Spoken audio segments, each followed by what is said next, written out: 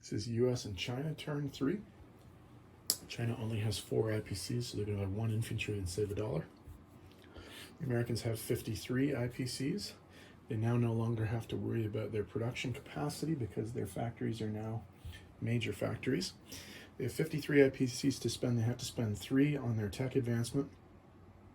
They're going to spend on the Atlantic side of the board, they're going to spend 14 on 2 transports, 7 on an infantry and an artillery. And on the Pacific side of the board, 26 on a new carrier and fighter, and 3 on an infantry. They will be declaring some attacks on both sides of the board. They're going to be having an amphibious landing in Casablanca with 2 infantry and artillery and a tank from the central and eastern United States. They'll also be attacking Sea Zone 108 with their destroyer. Over in the Pacific, there are a few naval battles. They are going to be coming into these 2 Japanese submarines with a submarine of their own and a destroyer. They will also be hitting the sea zone around Midway, I think that's 25, with 2 fighters from the aircraft carrier and a submarine. And then they will be hitting Sea Zone 16 with a fighter and a tactical bomber from the other aircraft carrier. So that is, let's see, 1, 2, that's 4 naval battles that have to be rolled. So let's get started on those. Oh, China, by the way, has no combat because they only have the 3 forces there. In the battle for Sea Zone 108, the German U-boat U-80 is being attacked by the USS Moffett destroyer. So that's a 2 versus a 1. We can roll these together. The 2 is yellow and the 1 is white. That's a hit for the destroyer and a miss for the sub. So the sea zone is cleared by the Americans. In the battle for Sea Zone 16, a fighter and a tactical bomber from the USS Saratoga are attacking the Japanese destroyer Akizuki. Sorry. The attack bomber is going to attempt a target select and hits it, so the destroyer gets no defense. In the battle for Sea Zone 25, the American submarine SS-228 Drum, along with 2 fighters from the Lexington aircraft carrier and a fighter from Hawaii, the Hawaii Air Force Base, are going up against the Teruzuki, a Japanese destroyer. So we have a 2 for the sub and 3 3s for the fighters. 2 hits, they only needed 1. Japan fires back and sinks the submarine. So, good thing they brought the sub as a casualty. This is the battle for Sea Zone 54. The American destroyer, the USS Clark, and the American submarine SS-237 Trigger are going up against 2 Japanese submarines, I-156 and I-159. So it's 2 2s versus 2 1s. We can roll these together. Again, the 2s are yellow, the 1s are white. No hits on either side.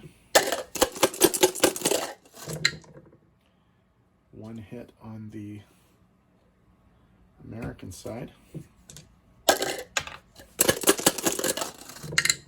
And another hit on the American side. So the Americans take out both submarines and they have no casualties themselves. Sea zone's cleared.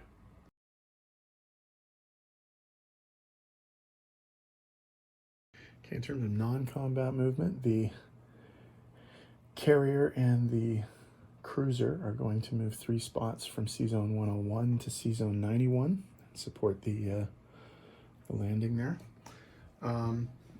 Over in the Pacific, oh, by the way, the Chinese obviously are not doing anything. They can't really move anywhere. Over in the Pacific, some planes need to be landed and such. So what we're going to do is these 2 planes over here and these 2 planes over here will both land back on their respective carriers. this plane will come back to the air base in Hawaii. One of the transport ships is going to go back to C-Zone 10, and the transport ships that are in C-Zone 10 are going to load up an infantry and 2 mechanized infantry and head to Hawaii and unload there. The submarine is also going to come with them. In addition, the destroyer in C-Zone 26 is going to move up to C-Zone 25 and act as a bit of a blocker. Okay, that's that, I think. So I'll tidy up the board and we'll come back with placement and money. Sorry, one other movement. One of those 2 mechanized infantries in the western United States is going to scoot back to the eastern United States on the other side of the board. Okay, in terms of placement of new units, the 2 new transports are going into C-Zone 101. The new infantry is going into eastern United States, and the new artillery is going into eastern United States. Okay, over in China, they only have really one place where they, well, I suppose they could put stuff in Manchuria, but they're going to try and fortify this and maybe see if they can save the plane. See how that works. And then, of course, over in San Francisco, we're going to hit this guy in the western United States and our new carrier and fighter in C-Zone 10. Okay, in terms of money, the Chinese have 3 IPCs, plus they saved one, so they're going to finish with 4 IPCs.